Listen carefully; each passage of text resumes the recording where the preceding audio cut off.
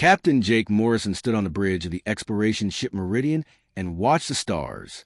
3 years in deep space had made him tired, but today was different.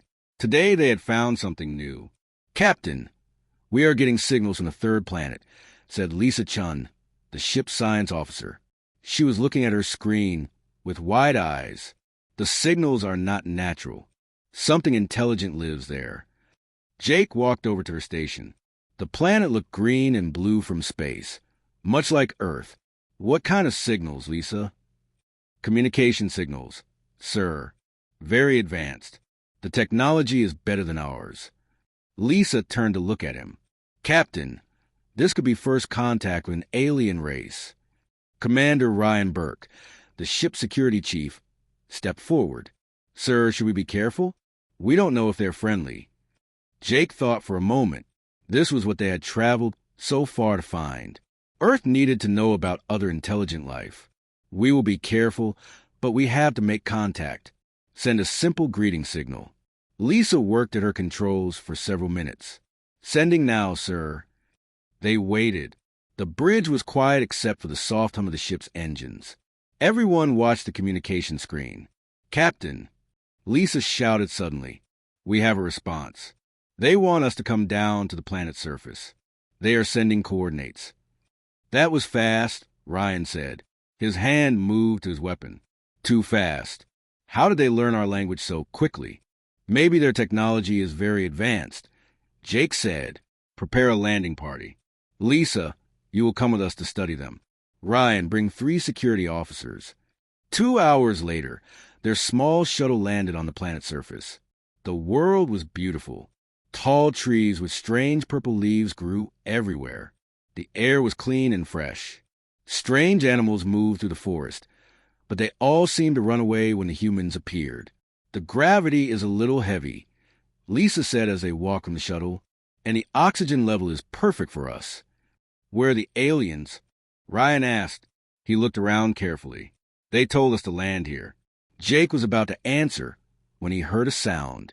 It was like thunder, but it came from the ground. The trees began to shake. Something very large was coming toward them.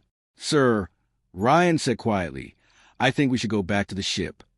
Before Jake could answer, the trees in front of them broke apart.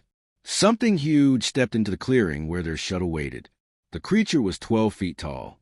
It walked on 2 legs like a human, but it was covered in dark scales. Its arms were long and ended in claws that looked like knives. Its head was large with yellow eyes and a mouth full of sharp teeth. When it looked at the humans, Jake felt fear run through his body. "Welcome, small ones," the creature said. Its voice was deep and seemed to come from inside Jake's head instead of his ears.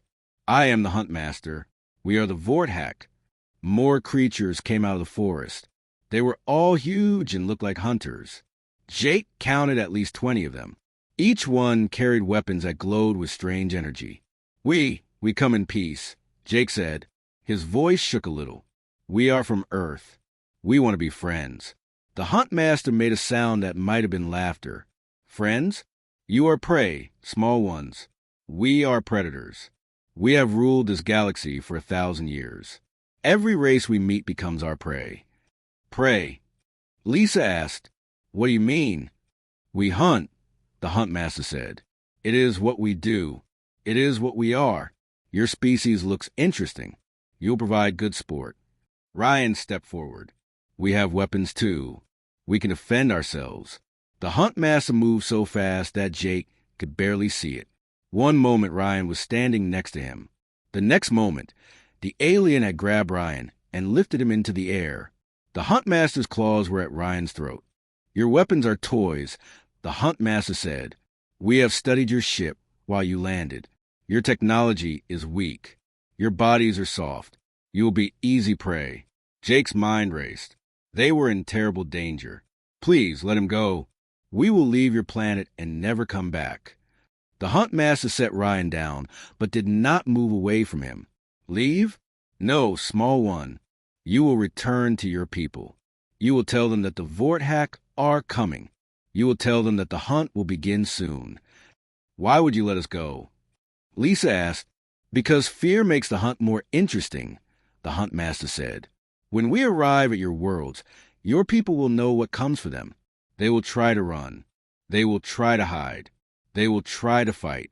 All prey does this. It makes the hunt exciting." The alien creatures around them made sounds that Jake realized were laughter. They enjoyed the idea of hunting humans. "How many of you are there?" Jake asked. "Millions," the Huntmaster said. "We have ships that can cross the galaxy. We have weapons that can destroy planets. We have hunted every intelligent race in this part of space. Some fought well. Some ran far. All died in the end." Jake felt sick. Earth had 7 billion people. Most of them had no idea that aliens existed. How could they defend themselves against creatures like this? "Go now," the Huntmaster said. "Return to your home world. Tell your leaders what you have seen. Tell them the Vorthack will come when the next hunting season begins." "When is that?" Jake asked. 6 of your months, the Huntmaster said. "That will give you time to prepare. Not that preparation will help you." Jake, Lisa, and Ryan walked back to their shuttle. The Vorthack watched them go, but did not try to stop them. As they lifted off from the planet, Jake looked down at the world below. It looked peaceful from space, but he now knew it was home to the most dangerous predators in the galaxy. "Jake," Lisa said as they returned to Meridian, "what are we going to do?" "We are going to warn Earth," Jake said, "and we're going to hope that 6 months is enough time to find a way to fight them." As their ship jumped to faster-than-light speed, heading home, Jake wondered if humanity would survive its first contact with aliens. The Vorthack seemed impossible to defeat. They were bigger, stronger, and more advanced than humans. But Jake had learned something important about them. They were proud. They thought no prey could ever become a threat to them. Maybe that pride would be their weakness. Jake hoped so.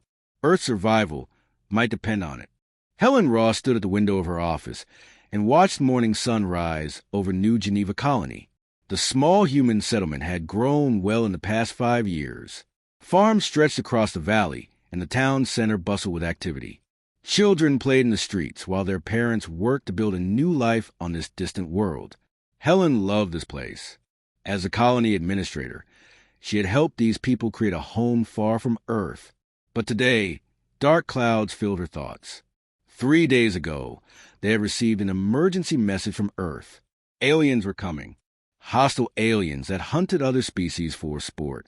"Ma'am," came a voice behind her. Helen turned to see Captain Ben Parker, the colony security chief. His face looked serious. The morning patrol found something strange in the northern sector. "What kind of something?" Helen asked. "Large ships, ma'am. Not human ships. They came down during the night." Ben paused. "I think they are here." Helen felt her heart skip a beat. The message from Earth had said they would have 6 months to prepare. It had only been 3 months. How many ships? "At least 5 that we can see. Maybe more hidden in the forest." Ben's hand rested on his weapon. "What are your orders, ma'am?" Helen thought quickly. The colony had 800 people, including 200 children. They had some weapons for defense against wild animals, but nothing that could fight advanced aliens. Send the emergency signal to Earth. Then start evacuation procedures. Get everyone to the underground shelters. "Ma'am, the shelters can only hold half the colony," Ben said. "Then we save who we can," Helen replied. "Go. Now." As Ben left, Helen looked out the window again. In the distance, she could see dark shapes moving between the trees. They were much larger than humans. The Vorthack had arrived. The colony alarm began to sound. People ran from their homes toward the underground shelters that had been built for emergencies. Parents carried children while older residents helped each other move as fast as they could. Helen put on her communication headset and spoke to the entire colony. "This is Administrator Ross. Move quickly, but do not panic. Help your neighbors. We will get through this together." She left her office and ran toward the main shelter. Outside, she could see the alien shapes getting closer. They moved through the forest like ghosts, barely making a sound despite their huge size. The first Vorthack stepped into the town square as Helen reached the shelter entrance. The creature was exactly as Earth's warning had described. 12 feet tall, covered in dark scales, with claws like knives. Its yellow eyes looked around the empty buildings with what might have been amusement. "Little prey," the alien called out. Its voice seemed to come from everywhere at once. "We know you are hiding. The hunt begins now." Helen pushed the last group of colonists into the shelter and sealed the door behind them. Through the small window, she watched more Vorthack enter the town. They moved with the confidence of creatures that had never known defeat. One alien walked to a house and pushed it over with one hand. The building collapsed like it was made of paper. Another Vorthack picked up a farm vehicle and threw it through the air like a toy. "They are showing off," whispered Dr. Carol Webb, the colony's medical officer. She was standing next to Helen at the window. "They want us to be afraid." "Are we afraid?" Helen asked. Carol was quiet for a moment. "Yes, but we are also angry." The lead Vorthack, who seemed to be their commander, stopped in front of the shelter. Helen knew it could not see them through the hidden window, but it looked directly at her. "I smell your fear, little prey," the alien said. "You hide underground like insects. This is not sporting. Come out and face us properly." Helen grabbed the communication microphone that connected to the outside speakers. "We are not your prey," she said. "We are humans. We defend our homes and our families." The Vorthack commander tilted its head. "Humans? Yes, we have been told about your species. You are the new prey we will hunt across the galaxy. I am War Leader Kresh. I have come to test your worthiness as quarry." "Test us." Helen asked. "Some prey is too easy to hunt. It provides no sport. Other prey fights well and gives us glory." Kresh gestured to the other aliens. "We will see which kind you are." The Vorthack began to spread out across the colony. Some went into the buildings to search for hiding humans. Others gathered in the town center and began to set up strange equipment that glowed with energy. "What are they doing?" Carol asked. Helen watched as the aliens assembled what looked like a large antenna array. "I think they are calling for more hunters." She was right. Within an hour, more ships began landing around the colony. Helen counted at least 50 Vorthack, now moving through their home. The aliens did not seem to be in a hurry. They were taking their time, setting up what looked like a camp. "Ma'am," came a voice over the communication system. It was Captain Parker. "I am in Shelter 3 with 40 colonists. The aliens have not found us yet, but they are getting closer." "Stay hidden, Ben," Helen replied. "Do not try to fight unless you have no choice." "Ma'am, some of the men want to try to reach the weapons storage bunker. If we could get the mining explosives." "No," Helen said firmly. "We stick to the plan. Stay hidden until help arrives." But Helen was not sure help would come. Earth was very far away, and the Vorthack seemed to have many ships. Even if Earth's military came, would they be strong enough to fight these creatures? As if reading her thoughts, War Leader Kresh spoke again. "Do not hope for rescue, little prey. Our fleet surrounds the system. No human ship can reach you. You are alone with us now." The alien walked closer to the shelter. "But do not despair. You will provide us with good sport. Your colony will be our training ground. My young hunters need practice before we attack your major worlds." Helen felt cold. "Training ground?" "Yes. We will hunt your people for sport. Those who fight well will live longer. Those who hide like cowards will die quickly." Kresh made the sound that Helen was learning meant laughter. "It will be educational for both our species." Dr. Webb grabbed Helen's arm. "They are not just going to kill us. They are going to make it last." Helen nodded. She understood now. The Vorthack were not just predators. They were sadistic predators who enjoyed the fear and pain of their victims. This was not war. This was torture. "Attention, colony," Kresh announced. "The hunt will begin at sunrise tomorrow. Any human still hiding underground will be buried alive. Those who come out and face us will die with honor. Choose wisely." As night fell over New Geneva, Helen looked around the shelter at the faces of her people. Men, women, children, all looking to her for hope. She wished she could give it to them. "Ma'am," Captain Parker's voice came over the radio. "What do we do?" Helen took a deep breath. "We survive, Ben. Whatever it takes, we survive. And we make sure Earth knows what these creatures really are. Dr. Sam Torres adjusted his glasses and looked at the alien device on the laboratory table. The piece of Vorthack technology had been recovered from the ruins of New Geneva Colony 6 weeks ago. It was the size of a human hand and seemed to be made from some kind of metal that changed color in the light. "Any progress, Sam?" asked General Marcus Webb as he entered the underground laboratory. The military facility was hidden deep beneath the Colorado mountains, far from any major cities. Earth's leaders had decided that if the aliens came looking for human technology, they would not find it easily. "Some," Sam replied. He picked up the device carefully. "This appears to be a communication unit, but it is much more advanced than anything we have. The technology is at least 50 years ahead of ours." General Webb frowned. "That is what we were afraid of. What about their weapons?" Sam led the general to another table where pieces of a Vorthack energy rifle lay scattered. "This is more interesting. The weapon is powerful, but it is not as advanced as we thought it would be." "Explain." "The rifle uses focused energy beams, similar to our experimental laser weapons, but the design is very old. I think they have been using the same weapon technology for hundreds of years." Sam pointed to various parts. "They have not improved or changed the design. They just make them stronger." Dr. Amy Foster, the team's military analyst, walked over from her computer. "Sam is right, General. We have been studying the attack patterns from New Geneva. The Vorthack fight like ancient warriors, not modern soldiers." "What do you mean?" Webb asked. Amy brought up a video screen showing security footage from the colony attack. "Watch how they move. Each alien fights alone. They do not work together as a team. They do not use tactics or strategy. They just rely on being bigger and stronger than their enemies." Sam nodded. "It makes sense when you think about it. They call themselves hunters, not soldiers. Hunters work alone. Soldiers work together." General Webb studied the footage. The Vorthack were indeed fighting as individuals. Each alien seemed to be trying to prove how brave and strong it was. They took unnecessary risks and showed off their skills instead of ending fights quickly. "This could be their weakness," Webb said. "But how do we use it?" The answer came from an unexpected source. Danny Clark, one of the few survivors from New Geneva Colony, had arrived at the facility that morning.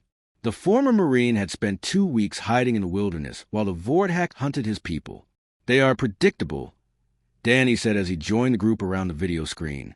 His clothes were still dirty from his journey, and his eyes showed the strain of what he had experienced. "Once you understand their patterns, you can avoid them." "Tell us what you learned," Amy said gently. Danny took a deep breath. "The big ones, the leaders, always hunt alone. They think it is more honorable. The younger ones hunt in small groups, but they compete with each other instead of working together." He pointed to the screen. "See that one there? He is trying to show off for the others. He is taking risks he does not need to take. That is when we got him." "You killed one?" Sam asked in surprise. "Katie Phillips and I set a trap. We used mining explosives to collapse a building on top of one of them." Danny's voice was hard. "It worked, but barely. These things are tough." Amy leaned forward. "Katie Phillips, the engineer? Is she alive?" "Yes. She is with the other survivors at the emergency camp in the mountains. She has been working on ways to fight them." Danny looked at General Webb. "Sir, with respect, these creatures can be beaten, but not the way we usually fight wars." "Explain." "They expect us to face them in open combat. They want us to stand and fight like warriors. When we do that, we lose because they are stronger." Danny paused. "But when we act like prey animals, when we hide, set traps, and attack in surprise, they get confused and angry. Acknowledge, they have not faced an enemy that adapts and changes tactics." Over the next few hours, Danny told them everything he had learned about Vorthack behavior. The aliens followed strict hunting rituals. They believed in personal honor above practical victory. Most importantly, they had never fought an enemy that learned from its mistakes. Every species they conquered either gave up quickly or fought in traditional ways. Danny explained. They have never faced guerrilla warfare. Dr. Foster pulled up files on her computer. "We have been receiving reports from other colonies that have been attacked. The pattern is always the same. The Vorthak arrive, announce themselves, and then begin hunting. They give the colonists time to prepare, because they think it makes the hunt more interesting. That is their mistake, General Webb said. They are giving us time to learn their weaknesses. Sam held up a small piece of the alien communication device. I have been able to decode some of their transmissions. They are reporting back to their main fleet about human resistance. They seem frustrated. Frustrated how? Amy asked. According to the messages, humans are not behaving like proper prey. We are not running away in panic. We are not fighting them in honorable single combat. We are doing things they do not expect. Sam smiled slightly. They are calling us dishonest prey. Danny laughed for the first time since arriving. Good. Let them be frustrated. Frustrated hunters make mistakes. General Webb walked to the large map on the wall that showed all known human colonies.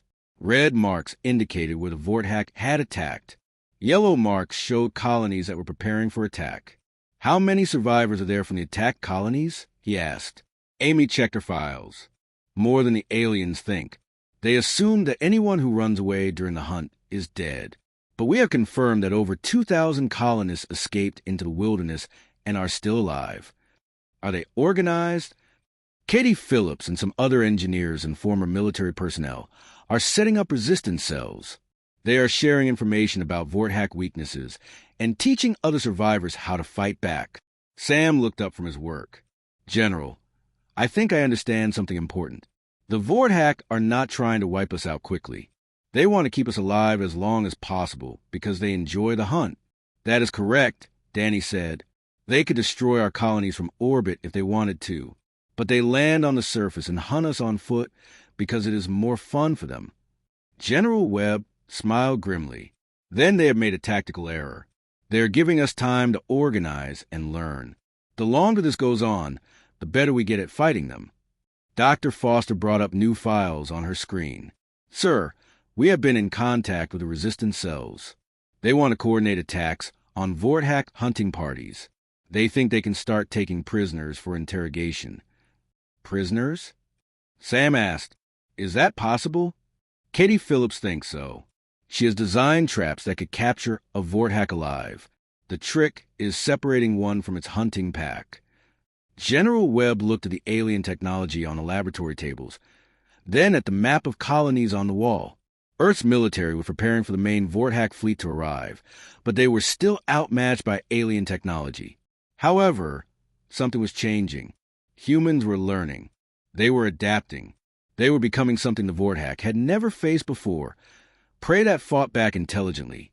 Danny, Webb said, I want you to return to the colonies. Coordinate with Katie Phillips and the other resistance leaders. Teach them everything you have learned. What about you, sir? We're going to figure out how to turn hunters into hunted. Admiral Grace Mitchell stood in the command center of Space Station Liberty and watched the tactical display. 3 months of guerrilla warfare had changed everything. The red dots representing Vorthak forces were no longer advancing steadily across human space. Some were retreating. Others had gone silent entirely. Ma'am, incoming transmission from Colony 7, reported Lieutenant Tony Meyer from the communication station. Katie Phillips is requesting permission to begin Phase 2 operations. Grace nodded. Pull her through. The main screen showed Katie Phillips standing in what looked like a cave. The engineer's face was dirty and tired, but her eyes were bright with determination. Behind her, Grace could see other humans working on strange-looking devices. Admiral, Katie said, our trap networks are working better than expected. We have captured 4 Vorthak hunters alive in the past week. The interrogations are providing valuable intelligence. What have you learned? Grace asked. Their main fleet is getting worried. The hunting parties are not reporting victories like they expected. Some war leaders are demanding permission to use orbital bombardment instead of ground hunting. Katie paused. But their high command is refusing. They say it would be dishonorable. Colonel Pete Williams, the station's strategic officer, stepped forward. Their honor code is still working in our favor. How many hunting parties have been eliminated? 17 confirmed kills, sir. Maybe 23 total. Katie held up a captured Vorthak weapon. We are also learning to use their own technology against them. Grace was impressed. 3 months ago, these colonists had been farmers and miners. Now they were fighting an advanced alien species and winning. What do you need for Phase 2? More people, Admiral. The resistance cells are growing, but we need trained military personnel to teach advanced tactics. Katie's image flickered as her communication equipment struggled with interference. Also, we need those new weapons Dr. Torres developed. Grace looked at Colonel Williams. Pete, how many volunteers do we have? Every available soldier, ma'am. They all want to join the colonial resistance. Williams brought up files on his tablet. We have been studying the colonial operations. Their tactics are revolutionary. Explain. Traditional human military doctrine focuses on destroying the enemy quickly and efficiently, but the colonists are doing something different. They're using patience as a weapon. Grace frowned. I do not understand. Katie Phillips answered from the screen. Admiral, the Vordak expect prey to either run away in fear or attack in anger. We do neither. We watch them. We learn their habits. We wait for the perfect moment to strike. Then we disappear before they can respond. Williams nodded. It is like hunting dangerous animals on Earth. You do not chase a lion. You track it, study it, and then set a trap where you know it will go. The difference is, Katie continued, we are the prey animals that learn to hunt the predators. Grace understood now. And because they think of us as prey, they do not take proper military precautions. Exactly. They guard against other predators, not against smart prey. Katie smiled grimly. It is their fundamental mistake. The Admiral turned to her tactical officer. Commander Nash, what is the status of our main fleet? Ready for deployment, ma'am. We have 50 ships armed with the new weapons based on captured Vordak technology. Commander Robert Nash pulled up fleet positions on the display. Dr. Torres says the weapon should be effective against Vordak shields. Grace had been planning this moment for weeks. The colonial resistance had proven that individual Vordak could be defeated through clever tactics. Now it was time to test whether human space forces could defeat Vordak ships using the same principles. Katie, we are ready to begin coordinated operations. Your people have taught us that the Vordak can be beaten. Now we are going to prove it on a larger scale. The engineer nodded. What do you need from us? Keep doing what you've been doing. Hunt their hunting parties. Capture their equipment. Most importantly, keep them distracted. Grace paused. In 72 hours, we are going to attack their fleet supply base in the Kepler system. Williams looked surprised. Ma'am, that is a heavily defended position. Captain Nina Stone crouched behind a fallen tree and watched the Vordak hunting party through her binoculars. 6 aliens moved through the forest below, searching for the human settlement that had been evacuated 3 days ago. They had no idea that they were the ones being hunted now. Team positions? Nina whispered into her communication device. Alpha team in position. Came the reply from Sergeant Dave Miller. We have the north exit covered. Beta team ready, reported Corporal Lisa Park. South side is sealed. Gamma team standing by, said Private Joe Carter from the east position. Nina smiled. 6 months ago, she had been a regular Army captain leading training exercises on Earth. Now she commanded one of the most successful Vordak hunting units in human space. The war had changed everyone. Remember the plan, she said to her teams. We need at least one alive for interrogation. The others are fair game. The Vordak below were behaving exactly as human intelligence had predicted. They moved in a loose formation, each alien trying to be the first to find prey. Their competitive nature made them careless. Nina had studied these creatures for months. The Vordak were individually superior to humans in strength, speed, and senses, but they had one critical weakness. They had never learned to think like prey. War leader is separating from the group, Dave reported. He is moving toward the abandoned settlement alone. Perfect, Nina replied. War leaders always try to claim the best hunting territory for themselves. It was a matter of status among their species. All teams begin Phase 1. The first explosion came from the settlement. It was not large enough to kill a Vordak, but it was loud enough to get their attention. As expected, The war leader roared in anger and charged toward the sound. The other 5 Vorthak followed, but they spread out to avoid appearing cowardly. This was exactly what Nina had hoped for. Alpha Team, take the 2 on the left. Beta Team, the 2 on the right. Gamma Team, you have the single straggler. Nina checked her weapon one more time. I will handle the war leader. The next few minutes demonstrated how much human tactics had evolved. Instead of facing the aliens in direct combat, each human team used the environment as a weapon. Alpha Team collapsed a carefully weakened cliff face onto their targets. Beta Team used concealed pit traps filled with Earth-made explosives. Gamma Team employed a simple but effective strategy. They shot their target with tranquilizer darts from 6 different directions at once.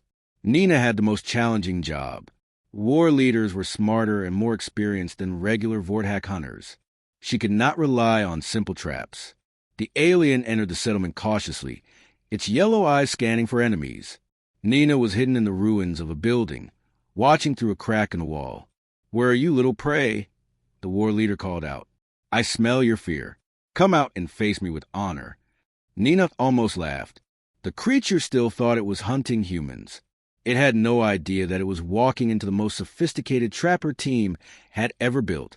"I am here," Nina said, stepping out from behind cover.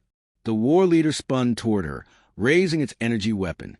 "You are brave for prey," the alien said. "I will make your death quick." "Thank you," Nina replied. "That is very kind." The war leader fired its weapon. The energy beam should have killed Nina instantly, but she was not there anymore. She had rolled behind a metal barrier that reflected the beam back toward the alien. The reflected shot hit the war leader in the shoulder, spinning it around. Before it could recover, the real trap activated. Cables shot out from hidden positions around the settlement. They wrapped around the alien's arms and legs, holding it in place. The cables were made from the same metal used in Vorthak ship hulls, materials that Nina's team had salvaged from previous battles. "What is this?" The war leader roared, struggling against the restraints. "This is not honorable combat." "You are right," Nina said, walking closer.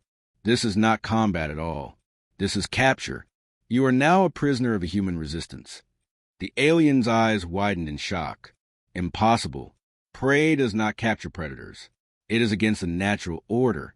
"The natural order is changing," Nina replied. She activated her communication device. "Command, this is Stone. Package secured. 6 Vorthak eliminated, 1 captured alive." Admiral Mitchell's voice came through the radio. "Outstanding work, Captain. How many casualties?" "0 human casualties, ma'am. The aliens never saw us coming." This was the new reality of the war. Human hunting teams were eliminating Vorthak forces across multiple star systems while suffering minimal losses. The key was patience and intelligence gathering. Nina's team had spent 2 weeks studying this particular hunting party. They knew each alien's habits, preferences, and weaknesses. When the trap was finally sprung, the outcome was never in doubt. "All teams report," Nina ordered. "Alpha Team successful. Both targets down. Beta Team successful. Targets neutralized. Gamma Team successful. Target captured alive." Nina looked at the bound war leader. The creature was still struggling against its restraints, but its movements were becoming weaker. The cables were designed to tighten when the victim struggled. "You cannot defeat us," the alien said. "We are the apex predators of the galaxy. We have conquered 1,000 worlds." "You conquered 1,000 worlds of prey," Nina corrected. "But humans are not just prey anymore. We are something you have never faced before." "Were you?" Nina thought about the question. 6 months ago, she would have said soldiers or warriors, but that was not accurate anymore. Humans had become something new in their war against the Vorthak. "We are prey that learned to hunt," she finally said. "We studied you. We learned your weaknesses. We adapted our tactics to exploit your nature." The war leader was quiet for a moment. "This is impossible. Prey cannot become predators." "Why not?" Nina asked. "Humans evolved from prey animals on our homeworld. We learned to use tools, intelligence, and cooperation to survive against larger predators. Now we are using those same skills against you." She gestured to her team as they emerged from their hiding places. Look around you. My soldiers are smaller and weaker than you, but we captured your entire hunting party without losing a single person. How do you explain that? The alien's yellow eyes showed an emotion that Nina had never seen in a Vorthack before. Fear. You are not natural, the war leader said quietly. You are right. We are not natural predators. We are something much more dangerous. Nina activated her communication device again. Command, ready for extraction. We have intelligence to deliver. As her team prepared the captured alien for transport, Nina received an update from Admiral Mitchell. Captain, I have new orders for your unit. Long-range sensors have detected a major Vorthack fleet movement. It appears they are massing for a large-scale assault on the Sol system. How large? Nina asked. Over 300 ships. This will be their attempt to end the war quickly. Nina looked at the captured war leader. Ma'am, request permission to implement Operation Turnabout. There was a pause before Mitchell replied. That is a significant escalation, Captain. Are you certain your people are ready? Operation Turnabout was the most ambitious plan in human military history. Instead of defending against a Vorthack fleet, human forces were hunted. Using everything they had learned about alien psychology and tactics, they would turn the largest Vorthack military operation into a trap. We are ready, Admiral. The prey has learned to hunt. Now it is time to show these predators what real hunting looks like. Permission granted, Captain. Begin preparations immediately. As Nina's team loaded their prisoners onto the transport ship, she looked up at the stars. Somewhere out there, the largest Vorthack fleet in history was preparing to attack humanity's homeworld. The aliens thought they were coming to finish the hunt. They had no idea they were flying into the jaws of predators who had learned patience from being prey. The war leader watched her from his restraints. You will not defeat our main fleet. It is too large, too powerful. Nina smiled. That is what every Vorthack hunting party thought before we eliminated them. Your size and power are not advantages against enemies who refuse to fight by your rules. What rules will you fight by? The rules of evolved prey. We will be patient. We will be smart. We will work together. Nina paused. And we will teach your species what it feels like to be hunted. Dr. Paul Mitchell looked up from his computer screen as the laboratory door opened. Major Maria Santos entered, still wearing her reconnaissance gear from her latest mission to Vorthack territory.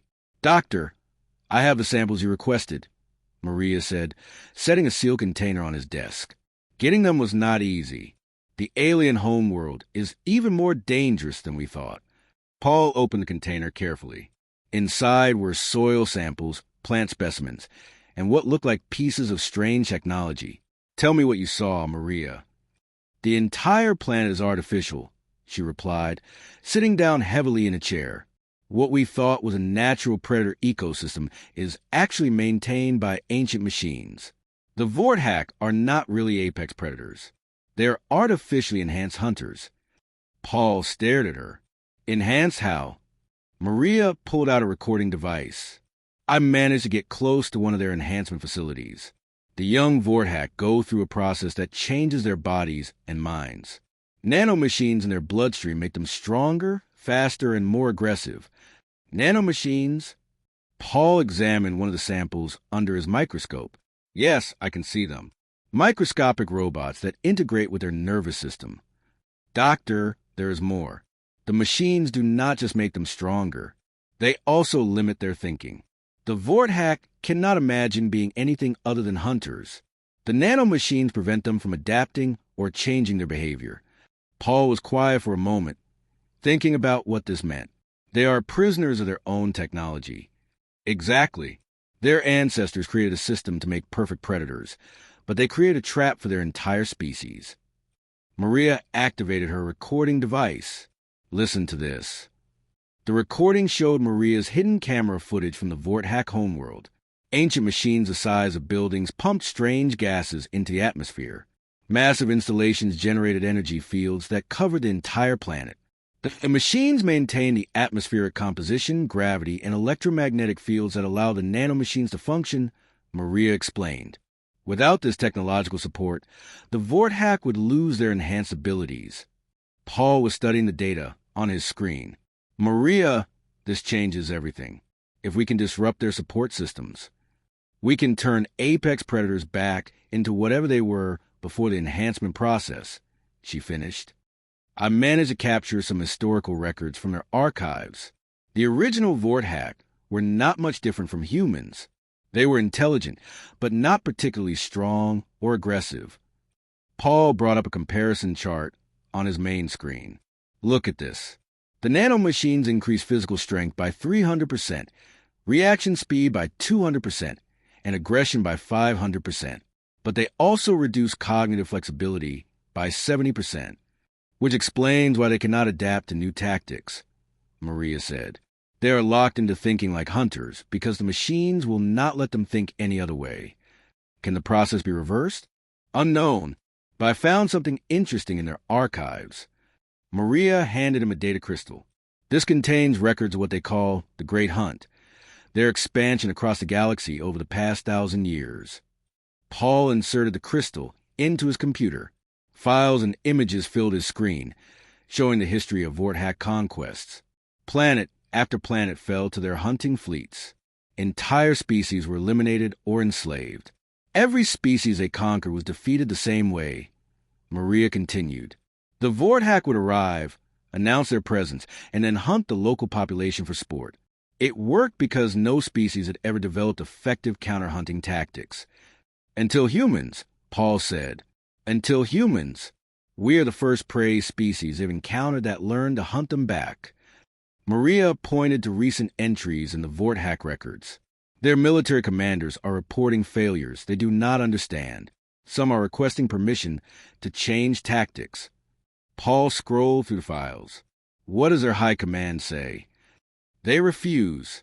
Changing tactics would violate their fundamental nature as hunters.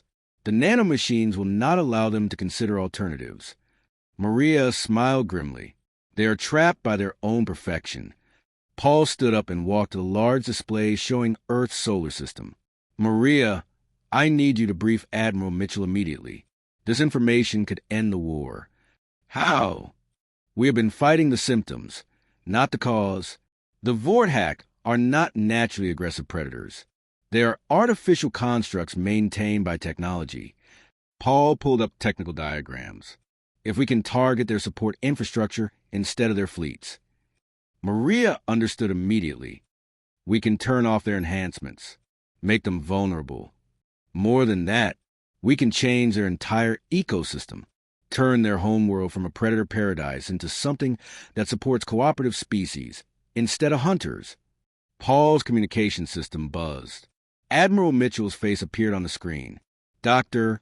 Major Santos, I hope you have good news. The main Vorthack fleet will arrive in the Sol system in 48 hours. Our defensive preparations are complete, but we are still outnumbered 5-1. Admiral, Paul said excitedly, we may not need to fight them at all.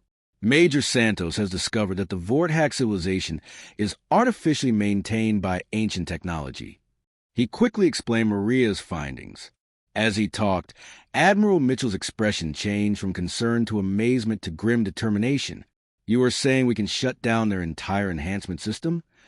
Theoretically, yes, but we would need to target the installations on their homeworld, the atmospheric processors, the nanomachine production facilities, the electromagnetic field generators. Mitchell was quiet for a moment. That would require getting past their entire fleet and penetrating the most heavily defended system in Vorthack space. Actually, Admiral, Maria said, it might be easier than you think. Their defenses are designed to stop invading predator fleets. They are not designed to stop small teams using stealth and infiltration tactics. Infiltration? Mitchell asked. While they are attacking Sol, their homeworld will be lightly defended. Most of their fleet will be here, trying to hunt humans. Maria pulled out more data crystals. I have detailed maps of their infrastructure. A small team could disable key systems before they realize what is happening. Paul was working at his computer, running calculations. Admiral, if we can shut down even half of their enhancement infrastructure, the effects will be immediate. The nanomachines in their bloodstream would begin to break down within hours. What would happen to them? They would become weaker, slower, less aggressive. Most importantly, they would regain the ability to think flexibly. Paul paused. They would remember that they have choices other than hunting. Admiral Mitchell looked at the tactical displays, showing the approaching Vorhack fleet. How long would the infiltration mission take? 6 hours to reach the key installations, 2 hours to plant the disruption devices, 6 hours to escape. Maria replied, 12 hours total. The main battle will last at least 20 hours, Mitchell said. You would have time to complete the mission while we keep their fleet occupied. Paul felt excitement building. Admiral, this could work. Instead of defeating the Vorhack in battle, we could cure them of their artificial aggression. Cure them? Think about it. The nanomachines are like a disease that makes them unable to be anything other than predators. If we remove the disease, they could become a peaceful species again. Maria nodded. The historical records show that the original Vorhack were explorers and scientists, not hunters. The enhancement process changed them into something they were never meant to be. Admiral Mitchell was studying the mission parameters on his screen. This is incredibly risky. If the infiltration fails, we lose our best chance to end the war peacefully. If we do not try, Paul said, millions of humans in Vorhack will die in the coming battle. This way, we might save both species. How many people would you need for the infiltration team? Maria thought for a moment. 20 specialists, engineers to disable machines, soldiers to provide security, scientists to monitor the process. I will lead the science team, Paul volunteered. Mitchell shook her head. Doctor, you are too valuable to risk on such a dangerous mission. Admiral, with respect, I am the only person who fully understands their enhancement technology. Without me, the mission has no chance of success. The Admiral was quiet for a long moment, weighing the risks against the potential rewards. Finally, she nodded. Very well. Major Santos, select your team. Dr. Mitchell, prepare your equipment. You have 24 hours to get ready. She paused. If this works, you'll have saved both species from a war that neither side can really win. Paul looked at the data, showing the approaching Vorhack fleet. Thousands of enhanced aliens were coming to hunt humanity. But soon, he hoped, they would remember that they had once been something else entirely. Maria, we are not just going to defeat the apex predators, he said. We are going to set them free. Admiral Jake Morrison stood on the bridge of the battleship Defender and watched the largest space battle in human history unfold around him. 300 Vorhack ships had arrived in the Sol system 6 hours ago, confident they would end humanity's resistance in a single decisive hunt. They had been wrong. Admiral, enemy formation is breaking apart, reported Commander Steve Carter from the tactical station. Their war leaders are competing with each other instead of coordinating attacks. Jake smiled grimly. Just as we predicted. They cannot help themselves. Even in their final offensive, they had to prove individual superiority. The human fleet was smaller than the Vorhack force, but was fighting according to a carefully planned strategy. Instead of meeting the aliens in traditional fleet combat, human ships used swarm tactics, environmental weapons, and psychological warfare. Sir, the mining ships are in position around Jupiter, announced Lieutenant Rachel Kim from Communications. They are ready to deploy the gravity mines. Jake nodded. The gravity mines were one of humanity's most innovative weapons. They used Jupiter's massive gravitational field to create artificial hazards that would trap Vorhack ships. The aliens expected to fight other spaceships, not the solar system itself. Deploy the mines. Signal all ships to begin Phase 3. As Jake watched, human vessels throughout the solar system began implementing tactics that would have been impossible 6 months ago. They used asteroid fields as cover, redirected comet orbits to create obstacles, and even employed the solar wind as a weapon. The Vorhack fleet was powerful, but was designed for hunting prey that fled in straight lines. When faced with enemies that used the entire solar system as a battlefield, their formation began to collapse. Admiral, incoming message from Captain Nina Stone, Commander Carter reported. Her infiltration team has reached the Vorhack homeworld. Jake activated his communication system. Captain, report your status. Nina's voice came through with some static interference. Sir, we are inside their primary enhancement facility. Dr. Mitchell has begun installing the disruption devices. Estimated time to completion is 90 minutes. Any resistance? Minimal, sir. Major Santos was right. They left only token forces to guard their homeworld. They never imagined that prey would attack the heart of their territory. Jake felt a moment of satisfaction. The Vorthack had made the same mistake that apex predators always made. They assumed their territory was safe because they were the most dangerous thing in it. Continue your mission, Captain. The main fleet is keeping them busy here. As Jake ended the communication, alarms began sounding throughout the bridge. What is it? He asked. Sir, the Vorthack are changing tactics, Commander Carter replied, looking confused. They have stopped competing with each other. Their war leaders are beginning to coordinate attacks. Jake frowned. This was not supposed to happen.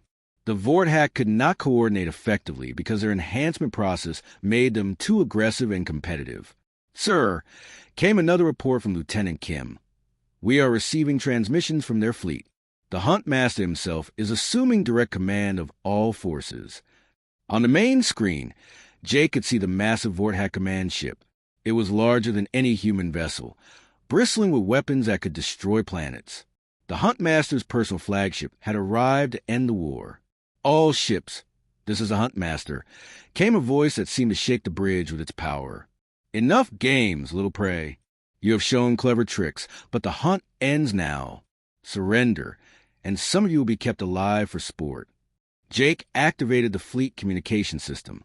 This is Admiral Morrison to all human ships. The enemy is attempting to intimidate us. Remember your training. Remember what we have learned. Predators rely on fear. Do not give it to them. But Jake was worried. The Huntmaster's presence was changing the behavior of the entire Vorthack fleet. Individual war leaders were suppressing their competitive instincts and following coordinated battle plans. Sir, Commander Carter said quietly, if they maintain this level of coordination, our tactical advantage disappears. Jake nodded. Human tactics relied on exploiting Vorthack individualism and aggression. If the aliens could overcome those weaknesses. Admiral Morrison. Came Nina Stone's voice over the communication system. Sir, we have a problem at the homeworld. The enhancement facilities are protected by some kind of backup system we did not know about. Explain. The main installations are shutting down, but there are secondary systems that are maintaining the nanomachine production. Dr. Mitchell says we need at least 4 more hours to disable everything. Jake looked at the tactical display. The human fleet was fighting well, but they could not hold off a coordinated Vorthack assault for 4 hours. Not against the Huntmaster's personal command. Captain, how much of the system have you disabled? About 30%, sir. The atmospheric processors are offline and some of the electromagnetic generators have been destroyed. Suddenly, Commander Carter called out from his station. Admiral, something is happening to the Vorthack fleet. Some of their ships are showing signs of system failures. Jake looked at the tactical display. Several Vorthack vessels were moving erratically, as if their crews were having difficulty controlling them. It is working, he realized. The infiltration mission is having an effect. Even partial disruption of their homeworld systems is affecting their enhanced abilities. Sir, incoming transmission from the Huntmaster's ship, Lieutenant Kim reported. The alien leader appeared on the main screen. Jake had seen Vorthack before, but the Huntmaster was different. Larger, more heavily enhanced, with scars that showed centuries of successful hunts. Human Admiral, the Huntmaster said. What have you done to my hunters? Some report feeling strange. Weak. Jake smiled. We have done nothing to your hunters. We have done something to your homeworld. The Huntmaster's eyes widened. Impossible. No prey could penetrate our core territories. You keep calling us prey, Jake replied. But we stopped being prey months ago. We became something you have never faced before. Predators who learn patience from being hunted. You lie. Your fleet fights desperately. You are losing this battle. Jake looked around his bridge. His crew was tired but determined. They had been fighting for hours against impossible odds. But they were still here, still resisting. Huntmaster, let me ask you something. In all your centuries of hunting, have you ever faced prey that fought back this long? That used tactics you could not predict? The alien was quiet for a moment. No, that is because we are not just prey that learned to fight. We are prey that evolved into predators. Jake gestured to his tactical display. Your ships are having system failures because your enhanced abilities are breaking down. Your homeworld infrastructure is being dismantled as we speak. You cannot destroy what we are. We are the apex predators of the galaxy. You are artificial predators. Jake corrected. Machines made you what you are, and machines could be turned off. As if to prove his point, more Vorthack ships began showing signs of distress. Their movements became sluggish. Their formation lost cohesion. Sir, Commander Carter reported excitedly. Captain Stone reports that another major system has been disabled. The nanomachine production facilities are offline. The effect on the Vorthack fleet was immediate and dramatic. Ships that had been moving with predatory grace began to drift aimlessly. Jake could hear confused communications from Vorthack crews, who suddenly found themselves unable to think clearly about hunting and combat. What is happening to us? The Huntmaster demanded. You are becoming what you were meant to be, Jake replied. Not enhanced predators, but intelligent beings with choices. The Huntmaster looked at his own hands, as if seeing them for the first time. The aggressive fury in his eyes was fading, replaced by confusion and something that might have been fear. I do not understand. I feel different. The hunt, it does not seem important anymore. Jake activated his communication system to address the entire Vorthack fleet. Attention, Vorthack vessels. Your enhancement systems have been disabled. You are no longer bound by artificial programming that force you to be hunters. You can choose what you want to be. Throughout the alien fleet, Jake could see ships powering down their weapons. Crews that had been enhanced into perfect killers were remembering that they had once been explorers and scientists. The great hunt was over, not because one side had defeated the other, but because the predators had remembered how to be something else. Captain Alex Jordan stood in the training facility on New Geneva and watched a group of young Vorthack practice human military tactics. 6 months had passed since the end of the war, and the galaxy was still adjusting to the new reality. Remember, Alex told his students, teamwork is more important than individual strength. Support your partners, communicate constantly, and think before you act. The young Vorthack nodded respectfully. They were much smaller than their enhanced elders had been, standing only 8 feet tall instead of 12. Without the nanomachine enhancements, they looked more like intelligent reptiles than terrifying predators. Instructor Jordan, said one of the students, a female named Kess, why do humans fight in groups while our ancestors fought alone? Alex smiled. This was a question he heard often from former Vorthack. Because humans evolved as social hunters. We learned that cooperation makes us stronger than any individual could be alone. Another student, a male named Vrex, raised his hand. But the ancient records say that group hunting is for weak species. Strong predators hunt alone. That is what the enhancement machines taught your people to believe, Alex replied. But think about it logically. Which is more effective? One hunter trying to catch one prey animal, or 10 hunters working together to catch enough food for their entire community? The young Vorthack looked at each other uncertainly. The concept of cooperation still felt strange to them, even though they were no longer artificially enhanced to be competitive. Let me show you, Alex said. He activated a holographic training scenario. This simulation shows a pack of Earth wolves hunting together. Watch how they coordinate their movements. The hologram showed 6 wolves surrounding a large deer. Each wolf had a specific role. Some drove the prey toward the others, some cut off escape routes, and some waited in ambush. Working together, they successfully caught their target. Now watch this, Alex continued.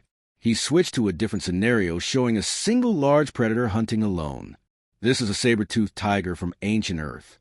Individually, it was much stronger than any wolf. The hologram showed the tiger stalking its prey. Despite its size and strength, it failed to catch anything because the deer could outrun it in open terrain. Which hunting strategy was more successful? Alex asked. The wolves, Kess answered slowly, even though they were smaller and weaker individually. Exactly. Cooperation multiplies effectiveness. This is why humans were able to defeat your enhanced warriors. We worked together while they competed with each other. Vrex looked thoughtful. Is this why humans want to teach us their tactics? To make us better hunters. Alex shook his head. We are not teaching you to hunt, Vrex. We are teaching you to defend your communities, explore the galaxy, and build things together. Hunting was just one application of cooperative tactics. The training session was interrupted by an announcement over the facility's communication system. Captain Jordan, please report to the command center. Priority message from Admiral Morrison. Alex left the students of practice and walked to the command center. The facility was a joint human Vorthack operation, part of the integration program that was helping former predators adjust to peaceful civilization. Admiral Morrison's face appeared on the communication screen. Alex, I have news from the Vorthack homeworld. The Planetary Restoration Project has reached a major milestone. What kind of milestone, sir? Dr. Mitchell reports that the atmospheric processors have been successfully reprogrammed. The planet is now producing an environment that supports cooperative species instead of enhanced predators. Alex felt a moment of satisfaction. How are the Vorthack adjusting? Better than expected. Without the nanomachines forcing them to be aggressive, most are embracing their original nature as explorers and scientists. Morrison paused. In fact, they had made a formal request to join the Galactic Cooperation Initiative. Alex was surprised. The Galactic Cooperation Initiative was humanity's plan to create a peaceful alliance of intelligent species. Having the former apex predators join would be a powerful symbol. What was our response, Admiral? We accepted, of course, but there are conditions. They must prove they can function as cooperative partners, not dominant predators. That is why the training programs are so important. Alex said, we are not just teaching them tactics. We are teaching them how to think like partners instead of hunters. Morrison nodded. Alex, I have a new assignment for you. The Council wants to expand the integration program to other former Vorthack territories. Apparently, there are several species that were conquered by the aliens but never completely eliminated. Survivors. Entire populations that have been living as prey for centuries. With the Vorthack no longer enhanced predators, these species are emerging from hiding. They need help adjusting to a galaxy where they are no longer constantly hunted. Alex thought about the implications. Admiral, we are not just dealing with post-war reconstruction. We are rebuilding an entire galactic ecosystem. Exactly. The Vorthack had turned whole regions of space into hunting preserves. Now those regions need to be restored to support diverse, cooperative civilizations. As Alex pondered this massive undertaking, his communication device buzzed. It was a message from Kess, one of his Vorthack students. Instructor Jordan, we have completed the group exercise you assigned. All team members successfully completed their objectives through cooperation. It was satisfying in a way that individual achievement never was. Alex smiled. Kess, you have just learned one of the most important lessons about intelligent species. Working together feels good because it is what we are meant to do. Is this why humans were able to defeat us? Because cooperation feels natural to you. Partly, but also because we had to learn cooperation to survive. Humans were prey animals long before we became predators. We learned to work together or die alone. Alex walked back to the training facility, thinking about the journey that had brought them here. A year ago, the Vorthack had been unstoppable apex predators hunting humans for sport. Now, young Vorthack were learning human values of cooperation and community. The former Huntmaster appeared on his communication screen. The alien leader looked very different without his enhancements. Smaller, calmer, with eyes that showed intelligence instead of predatory fury. Captain Jordan, the former Huntmaster said, I wanted to thank you for what you have done for my people. What have we done? You have given us back our souls. For 1,000 years, we were prisoners of our own technology. We could only think about hunting and killing. Now we can remember what we were before the enhancement process. Alex was curious. What were you before? Explorers, scientists, artists. We had a rich culture focused on learning and discovery. The former Huntmaster's eyes showed regret. Our ancestors thought they were making us perfect predators. Instead, they made us into monsters that could only destroy. And now we can create again. My people are designing new technologies to help restore the worlds we damaged during our hunting centuries. We want to repair the harm we caused. Alex felt hope for the future. That is a worthy goal. Humanity will help you in any way we can. Captain, there is something else. We have been studying human history. Try to understand how your species developed such effective cooperation. We found something interesting. What? Humans are not the first species to evolve from prey to predators to cooperators. But you are the first to do it so quickly and completely. The former Huntmaster paused. We believe you represent the next stage of intelligent evolution. Alex was not sure what to say. Next stage. Most species become either predators or prey and stay that way forever.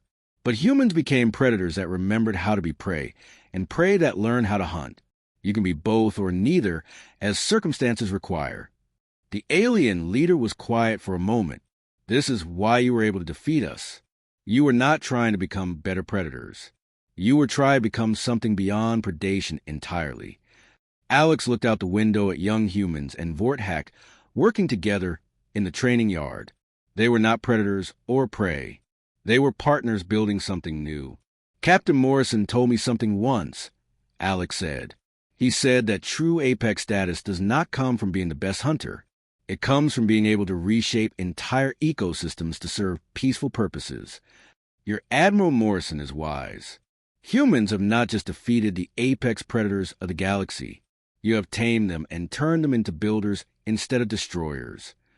As Alex entered the communication, he realized that the war had changed more than just the balance of power in the galaxy. It had proven that intelligence and cooperation could overcome any amount of individual strength or aggression. The Vorthak had thought they were apex predators, but humans had shown them something better. The possibility of being apex cooperators in a galaxy where different species work together to create instead of compete. Looking at his mixed class of human and Vorthak students, Alex smiled. The future belonged not to the strongest hunters, but to those who could turn former enemies into friends and former battlefields into schools. The predators had been tamed. Now it was time to build the world that cooperation could create.